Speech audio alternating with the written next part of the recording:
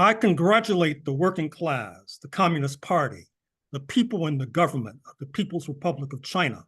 on this, the 75th anniversary of the culmination of the revolutionary process in this largest of Asian nations. Of course, I have a special interest in China, having taught at the University of Hong Kong a quarter of a century ago, having written a biography of the noted African-American communist and intellectual and writer Shirley Graham Du Bois, who died in China in 1977, having written a number of books about her spouse, W.E.B. Du Bois, who visited China a number of times, both before and after 1949, and having written other books, including on Zimbabwe,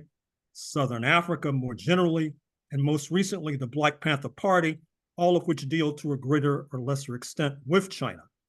The importance of this signal occasion, this 75th anniversary, was indicated recently with the September 2024 summit between the People's Republic of China and 4 plus heads of state and government from Africa taking place in Beijing. This profound event promises more of the same,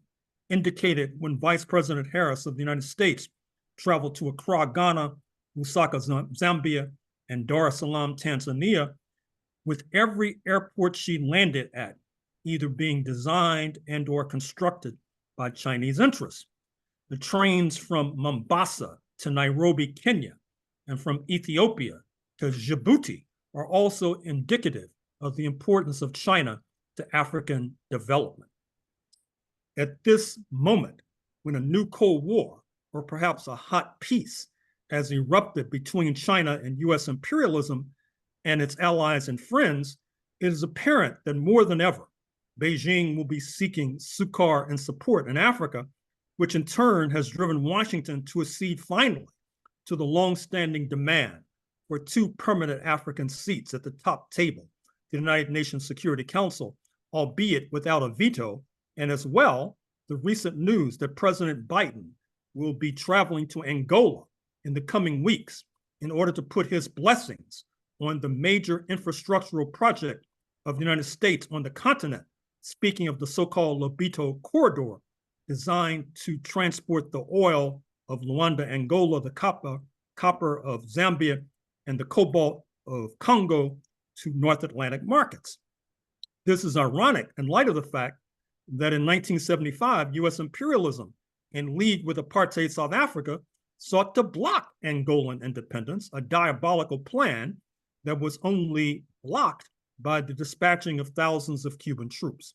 In other words, the existence of communist-led China has forced US imperialism, which was built in no small measure by dint of enslaved labor from Angola and Congo, to now be forced to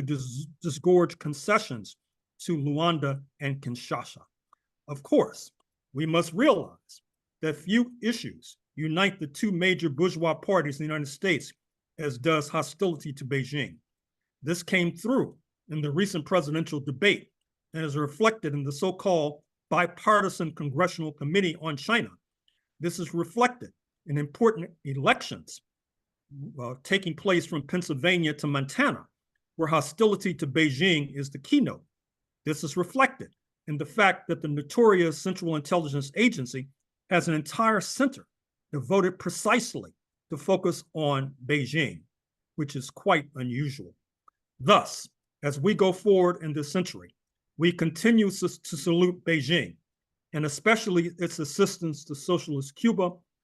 This aid is indicative of a brighter future for the bulk of humanity. Thank you for your attention.